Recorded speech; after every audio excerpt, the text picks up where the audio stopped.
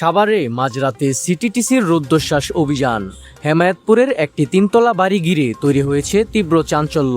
ঘটনাস্থল থেকে বিপুল বিস্ফোরক সহ আটক করা হয়েছে এক সন্দেহভাজন জঙ্গি। মঙ্গলবার রাতে গোপন তথ্যের ভিত্তিতে সাভারের দক্ষিণ শ্যামপুর এলাকায় জলিলের বাড়িটি ঘিরে ফেলে সিটিটিসি এবং সাভার মডেল থানা পুলিশ।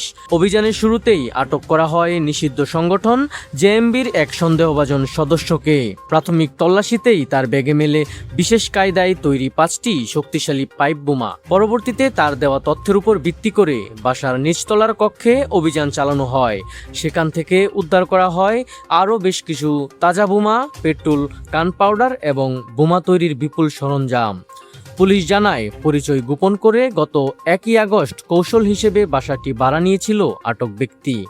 সাভারের সাম্প্রতিক কিছু ঘটনায় জঙ্গি আস্তানার খুঁজে পুলিশের এই কঠোর নজরদারি চলছিল। বর্তমানে বুম ডিসপোজাল ইউনিট এবং সাভার থানা পুলিশ পুরো এলাকা নিরাপত্তার চাদরে ডেকে সারাশি তল্লাশি চালাচ্ছে।